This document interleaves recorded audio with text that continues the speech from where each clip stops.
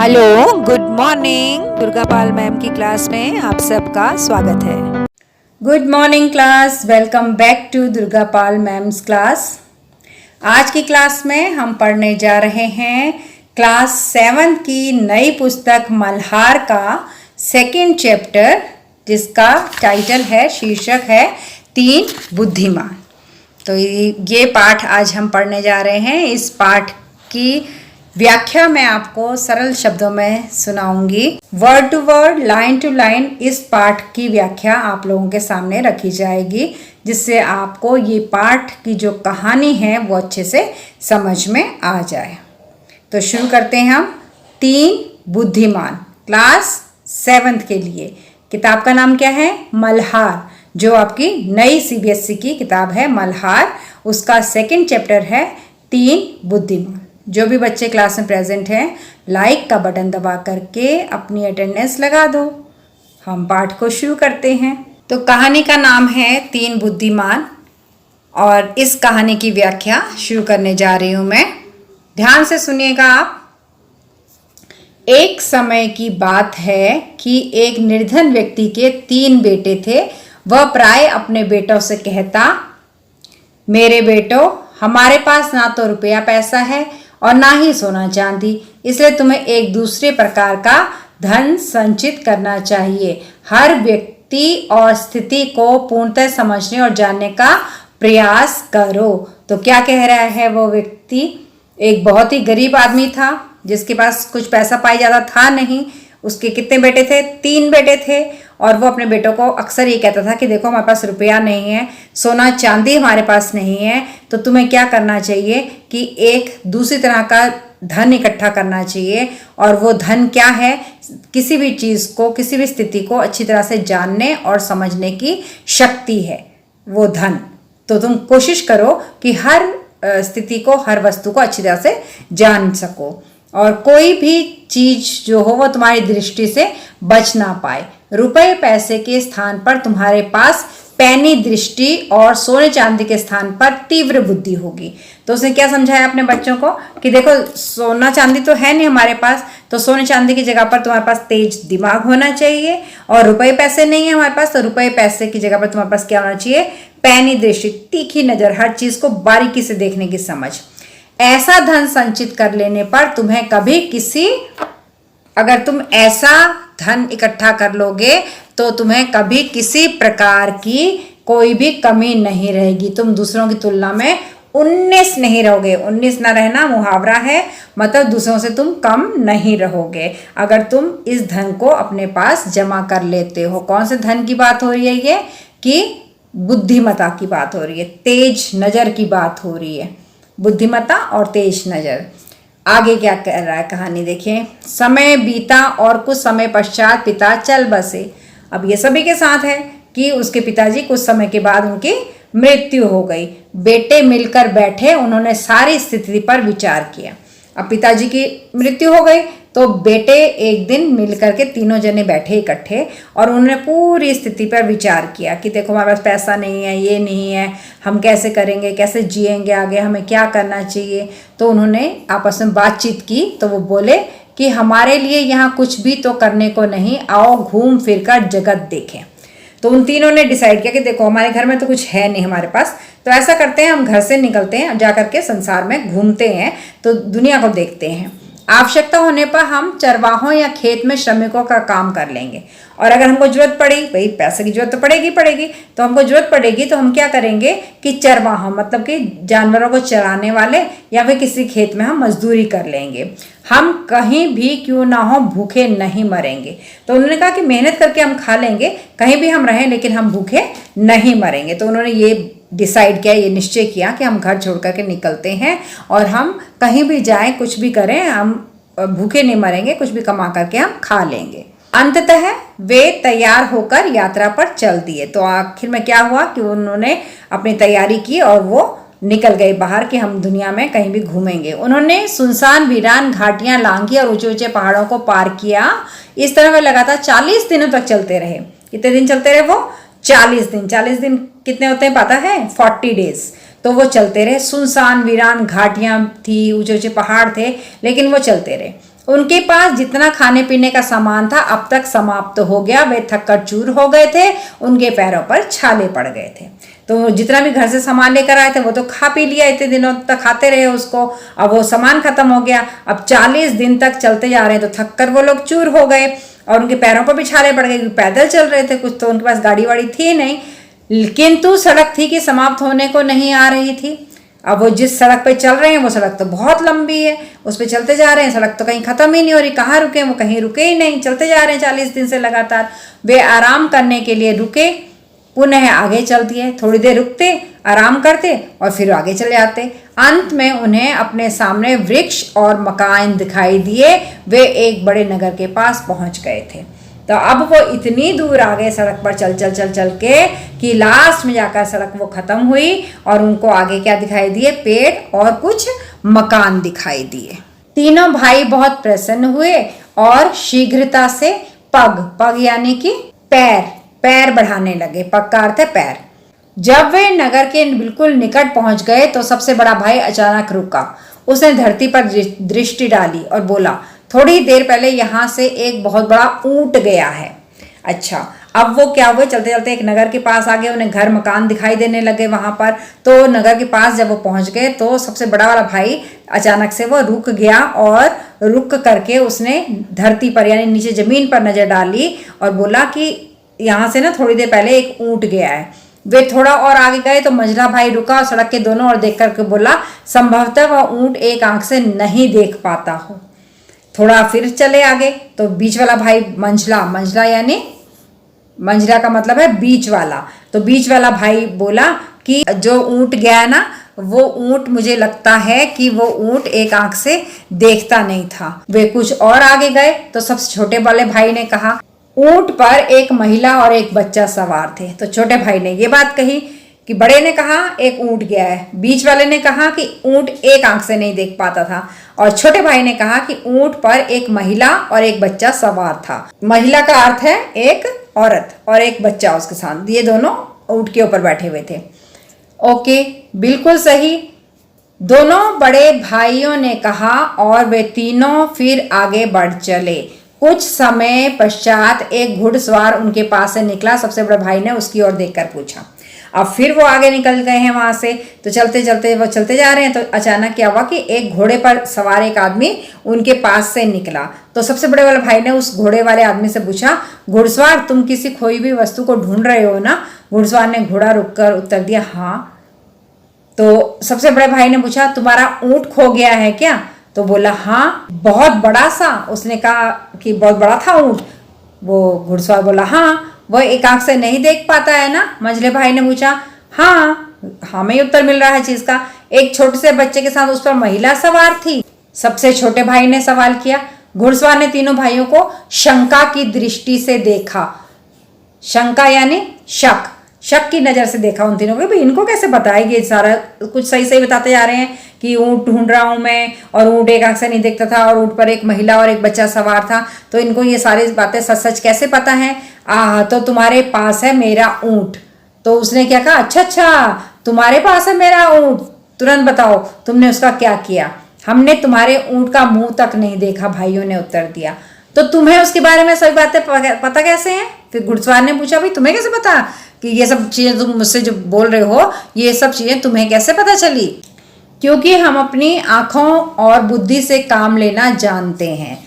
तो उन्होंने कहा कि हमें इसलिए पता है कि तुम्हारा ऊंट कहाँ है क्योंकि हम अपनी आंख और बुद्धि से काम लेना जानते हैं। हम दिमाग अच्छा चलाते हैं, हमारी नजरें हमेशा खुली रहती हैं। तुम शीघ्रता से उस दिशा की ओर अपना घोड़ा दौड़ाओ, वहां तुम्हें तुम्हारा ऊंट मिल जाएगा। तो उन्होंने कहा उस दिशा की तरफ जाओ, जल्दी से अपना घोड़ा वहां पे दौड़ाओ, तुम्हें तुम्हारा ऊंट जरूर मिल जाएगा। तो जो घोड़सवार था उसने क्या कहा, नहीं। ऊंट के स्वामी ने उत्तर दिया, मैं उस दिशा में नहीं जाऊंगा। तो ऊंट का जो स्वामी था उसने कहा कि नहीं, मैं तो नहीं जाऊंगा उस दिशा में बिल्कुल भी। मेरा ऊंट तो तुम्हारे ही पास है, तुम मुझे मेरा ऊंट लौटाओ। हमने तो तुम्हारे ऊंट को देखा भी नहीं है। भाइयों ने चिंतित होते हुए कहा, तुम्हारा ऊंट हमने देखा ही नहीं है, कहाँ है? हमसे क्यों कह रहे हो ऐसा? लेकिन घुड़सवार उनकी एक भी बात सुनने को तैयार नहीं था। उसने अपनी तलवार निकाल ली और उसे जोर से घुमाते हुए तीनों भाइयों को अपने आगे चलने का आदेश दिया। अपनी तलवार निकाल के बोला चलो मेरे आगे आगे सबके सब तीनों के तीनों चलो। तो तीनों को अपने आगे ले गया और सीधा उन्हें ले जाकर कहाँ लेके गया, वो राजा के भवन में ले गया, राजा के पास ले गया और तीनों भाइयों को सुरक्षा कर्मियों को सौंपकर और गार्ड्स को दे दिया कि इन पे जरा नजर रखो, और खुद राजा के पास चला गया। मैं अपने रेवड़ों को पहाड़ों पर लिए जा रहा था, उसने कहा, और मेरी पत्नी मेरे छोटे से बेटे के साथ एक बड़े से ऊँट पर मेरे पीछे पीछे आ रही थी।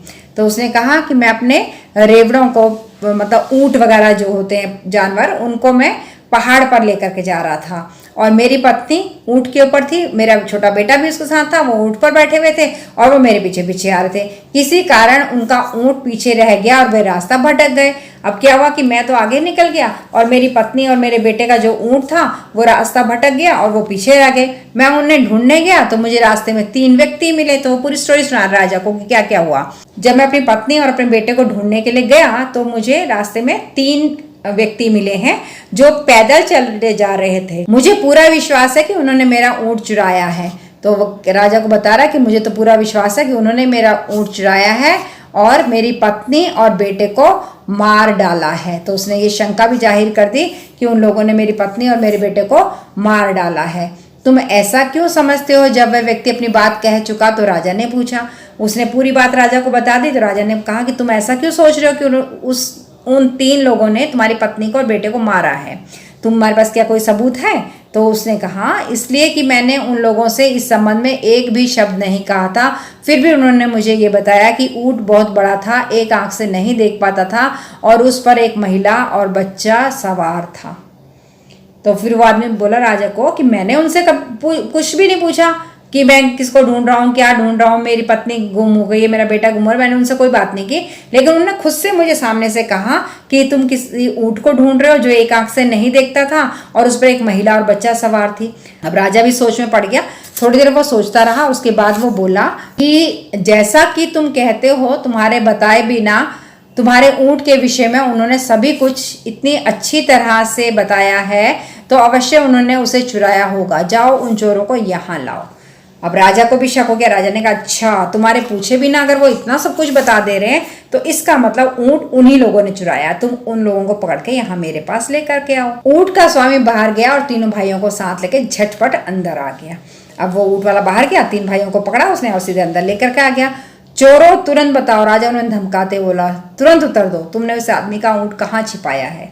तो राजा ने उस आदमी से, उन तीनों भाइयों से पूछा कि तुमने इस आदमी का ऊँट कहाँ छिपाया, फटाफट से मुझे जवाब दो। तो उन भाइयों ने कहा कि हम चोर नहीं हैं, हमने इसका ऊँट कभी देखा भी नहीं। भाइयों ने उत्तर दिया। तब राजा बोला, इस व्यक्ति के कुछ भी बताए बिना तुमने ऊँट के विषय में सब कुछ बिल्कुल सही बता दिया। अब तुम ये कहने का कैसे साहस करते हो कि तुमने उसे नहीं चुराया? देखो, राजा ने कहा, इस आदमी ने तो तुमसे कुछ नहीं पूछा था ना, तुमने खुद से बता दिया आगे से सब सारी की सारी बातें, तो तुम कैसे कह सकते हो कि तुमने ऊँट को नहीं चुराया है? महाराज, इसमें तो आश्चर्य की कोई बात ही नहीं है, भाइयों ने उत्तर दिया। बचपन से हमें ऐसी आदत पड़ गई कि हम कुछ भी अपनी दृष्टि से नहीं चूकने देते हैं, हमने अपने परिवेश।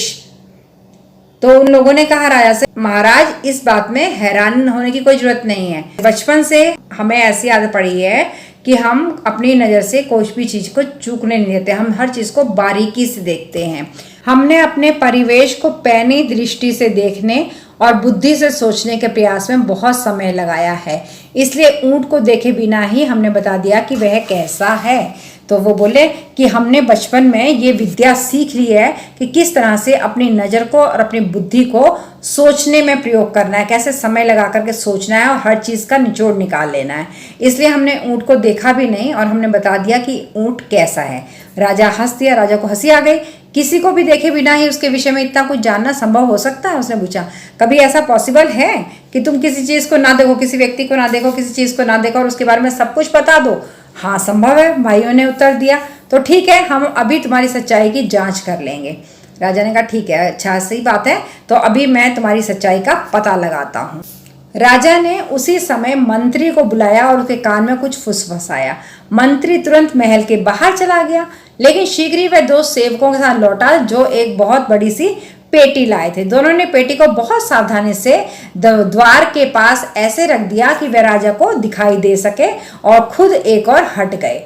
तीनों भाई दूर से खड़े उन्हें देखते रहे। उन्होंने इस बात को ध्यान से देखा कि पेटी कहाँ से और कैसे लाई गई थी और किस ढंग से रखी गई थी।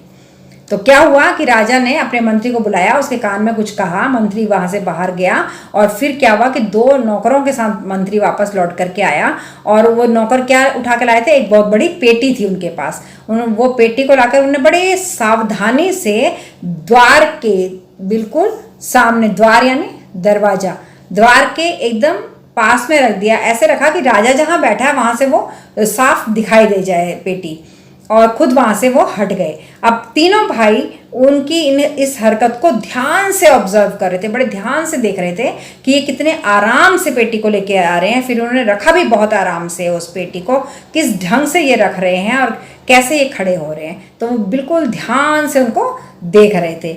हाँ तो चोरों, हमें बताओ कि इस पेटी में क्या है। अब राजा ने क्वेश्चन निकाला कि तुम बताओ अब इस पेटी में क्या है। पेटी बंद है, कोई कैसे बता सकता अभी पेटी में क्या है। तीनों भाइयों को तो बचपन से प्रैक्टिस थी इस चीज की। तो उन्होंने क्या कहा, महाराज हम तो पहले ही यह विनती कर चुके हैं कि हम चोर नहीं हैं। सबसे बड़े वाले भाई ने कहा, ये पर यदि आप चाहते हैं तो मैं आपको ये बता सकता हूं कि इस पेटी में क्या है। उसमें कोई छोटी सी गोल वस्तु है। तो बड़े वाले ने कहा कि छोटी चीज है कोई और गोल चीज है। तो मझला वाला भाई बोला इसमें अनार है। सबसे छोटा वाला भाई बोला हाँ, और वह अभी कच्चा है, कच्चा अनार है इसके अंदर। देखिए कितने ध्यान से उन्होंने देख करके ये पता लगा ली ना। एक बंद पेटी को देखकर हम और आप पता लगा सकते हैं कि उसके अंदर क्या है। तो ये बहुत बड़ी बात है कि उन्होंने इस बात का पता लगा लिया कि इस पेटी के अंदर अनार है। ये पिक्चर है, देखिए पिक्चर में अनार ही निकल रहा है पेटी में से। ये सुनकर राजा ने पेटी को पास लाने का आदेश दिया। सेवकों ने तुरंत आदेश पूरा किया। राजा ने सेवकों से पेटी खोलने के लिए कहा। पेटी खुल जाने पर उसने उसमें झांका। जब उसे उसमें कच्चा अनार दिखाई दिया तो उसके आश्चर्य की कोई सीमा नहीं रही। जब राजा ने सुना कि हाँ इसके अंदर अनार है तो उन्होंने अपने सेवकों से कहा कि जाओ पेटी लेकर के आओ। सेवक तुरंत आदेश पूरा कर पेटी लेकर के आए। पेटी को खोला गया। पेटी खुली तो राजा ने उसमें झांका। उसमें तो वाकई अनार था। अनार देखकर राजा की हैरानी बिल्कुल कि उसकी तो सीमा ही नहीं रही कि अरे ये क्या, इनको कैसे पता चल गया। आश्चर्यचकित राजा ने अनार निकालकर वहां उपस्थित सब लोगों को दिखाया कि देख लो भैया अनार निकला है इसमें से, और इन लोगों ने बिल्कुल सही कहा था। फिर उसने राजा ने उस ऊंट के मालिक से कहा कि देखो इन लोगों ने तो पहले ही कहते कि ये चोर नहीं है। मुझे भी अब पता चल गया कि ये लोग चोर नहीं हैं। वास्तव में ये लोग बहुत ही बुद्धिमान लोग हैं। तुम इनके बताए हुए रास्ते पर जाकर अपने ऊंट को खोजो, तुम्हें वहीं पर ऊंट मिल जाएगा। राजा के महल में उस समय उपस्थित सभी लोगों के आश्चर्य का कोई ठिकाना नहीं था, किंतु सबसे बढ़कर राजा हैरान था। उसे सभी तरह के अच्छे अच्छे खाने मंगवाए वहां पर और उन भाइयों को खूब खिलाया पिलाया, अवगत की उनकी, और फिर उनसे पूछा कि तुम लोग बिल्कुल निर्दोष हो, जहां भी जाना चाहते हो जाओ, लेकिन जाने से पहले मुझे ये बता जाओ कि तुम्हें ये पता कैसे चल रहा है कि वो ऊंट खो गया है, कैसे तुम्हें ये सब बातें पता चल रही हैं। तो सबसे बड़े वाले भाई ने कहा कि जब हम रास्ते पे चल रहे थे तो हमने जमीन पर नीचे देखा, धूल पर हमें ऊंट के पैरों के निशान दिखाई दिए। तो उससे हम समझ गए कि कोई बहुत बड़ा ऊंट यहाँ से चल करके गया है। जब मैंने उसके पास से जाने वाले घुड़सवार को, फिर हमने देखा कि उस रास्ते पर ये घुड़सवार आया और ये इधर उधर ढूंढ रहा था, तो हमें समझ में आ गया कि ये कुछ ढूंढ रहा है। बहुत अच्छा, राजा ने कहा। अच्छा अब ये बताओ कि तुम में से किसने इस घुड़सवार को ये बताया कि उस ऊंट की एक आंख नहीं है, ये कैसे पता चला। तो बीच वाला भाई बोला ये तो मैंने बताया था।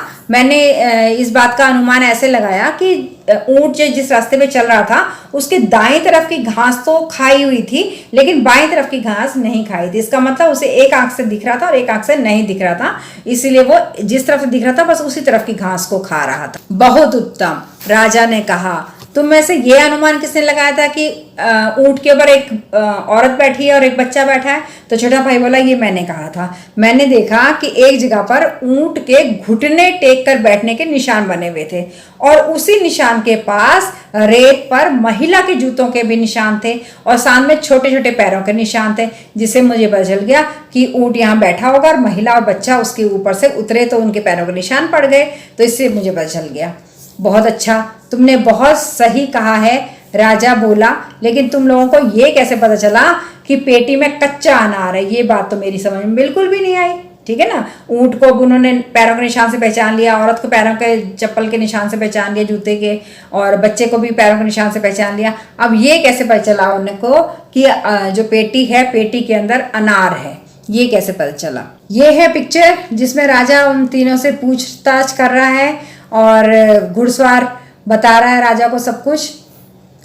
सबसे बड़े भाई ने कहा, जब उसने पूछा कि तुम्हें कैसे पता चला कि पेटी के अंदर अनार है, तो सबसे बड़े वाले भाई ने जवाब दिया कि जिस तरह दोनों व्यक्ति उसे उठाकर लाए थे उससे बिल्कुल साफ हो रहा था कि थोड़ी भी भारी नहीं, मतलब पेटी में बिल्कुल भार है ही नहीं। इससे ये पता चला था वो इतने आराम से उसको उठा के ला रहे थे। जब वो पेटी को रख रहे थे तो मुझे उसके अंदर किसी छोटी गोल वस्तु के लुढ़कने की आवाज सुनाई दी। मतलब वो सुन भी कितने ध्यान से रहे थे, देख तो रहे थे, दिमाग तो लगा ही रहे थे, लेकिन सुन भी बहुत ध्यान से रहे थे। तो मंझला भाई बोला, मैंने ऐसा अनुमान लगाया कि चूंकि पेटी उद्यान की ओर से लाई गई है, उद्यान कहते हैं बगीचे को, तो मंझले वाले भाई ने, मंझला यानी बीच वाले भाई ने कहा कि मैंने ये अनुमान लगाया कि बगीचे की तरफ से पेटी लाई गई है, उसमें कोई छोटी सी गोल वस्तु है, तो जरूर ये अनार ही हो, क्योंकि आपके महल के आसपास अनार के बहुत सारे पेड़ लगे हुए हैं, इसलिए मैंने ये अनुमान लगा लिया कि इसके अंदर अनार ही होगा।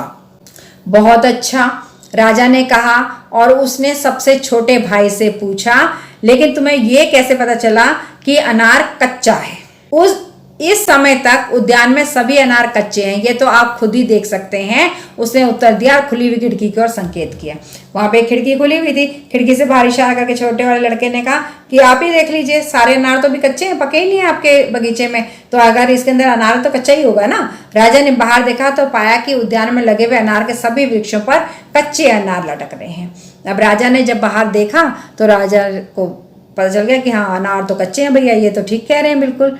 तो राजा इन भाइयों की असाधारण पैनी दृष्टि और तीक्ष्ण बुद्धि से, असाधारण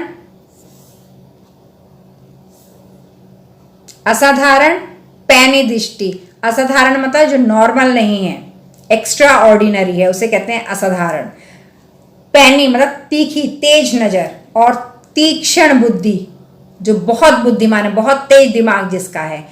इन सब गुणों से राजा हैरान हो गया कि अरे वाह, इतने समझदार, इतने तेज दिमाग वाले ये भाई।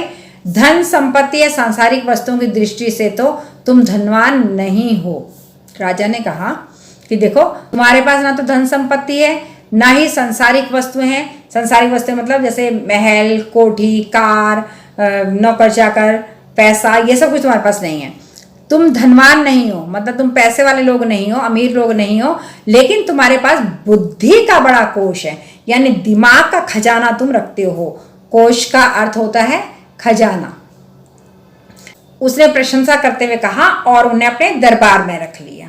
तो राजा ने उनकी तारीफ भी की और उसके बाद राजा ने उनको अपने दरबार में रख लिया कि भैया तुम मेरे दरबार में रहो, इतने बुद्धिमान लोगों की जरूरत तो मुझे है यहाँ पर। तो बच्चों, ये था आपका चैप्टर 3 बुद्धिमान, क्लास 7 की जो मल्हार की नई किताब आई है, सीबीएसई ने नई किताब लगाई है, उसका 2nd चैप्टर था ये। आपके स्कूल में कौन सी किताब आपको पढ़ाई जा रही है, कमेंट करके जरूर बताइएगा। और जो भी इस वीडियो को देखेंगे अपना नाम जरूर टाइप करके भेजिएगा, मुझे पता चले कि कौन बच्चा मेरी वीडियो को देख रहा है। और आपको मेरा पढ़ाने का स्टाइल कैसा लग रहा है वो भी कमेंट बॉक्स में जरूर बताइएगा। आप बुराई करें या तारीफ करें, आपके ऊपर है, जो भी करें, लेकिन जो भी बच्चा अपना नाम लिख के कमेंट करेगा, मैं उसका नाम अगली क्लास 7th की वीडियो में जरूर लूंगी कि इस बच्चे ने ये प्यारा सा कमेंट किया है। अब आपको अगर ये व्याख्या पसंद आई हो, कहानी अच्छे से समझ में आ गई हो, तो लाइक का बटन तो बनता है ना बेटा, और सब्सक्राइब नहीं किया है तो सब्सक्राइब भी कर लो, है ना। अपने टीचर का कहना मानते हैं, जिससे ज़्यादा नंबर मिलते हैं, अच्छे नंबर मिलते हैं। मेरी विश रहेगी आप सबको आपके यूनिट टेस्ट में बहुत बढ़िया मार्क्स मिले। आप चैनल को सब्सक्राइब करके जाइएगा और अपने दोस्तों के साथ शेयर भी कर लीजिएगा, ताकि उन्हें भी दुर्गा पाल मैम की क्लास में पढ़ने का मौका मिल जाए। और बेल आइकन को भी जरूर दबा लीजिएगा, क्योंकि जैसे ही क्लास 7 की नई वीडियो आएगी, नई चैप्टर की वीडियो आएगी, आपको तुरंत नोटिफिकेशन मिल जाएगा और आप उसे देख लेंगे। तो इस तरह से आपके मार्क्स बहुत अच्छे आएंगे।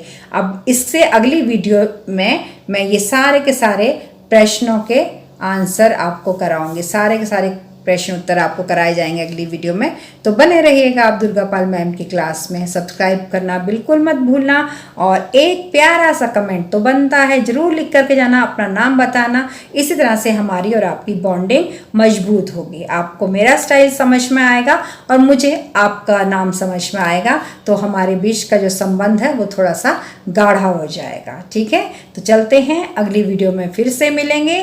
तब तक के लिए टाटा, bye bye and love you all. Thanks for attending Durga Pal Ma'am's class. Please like, share, subscribe and don't forget to leave a lovely comment. Thank you.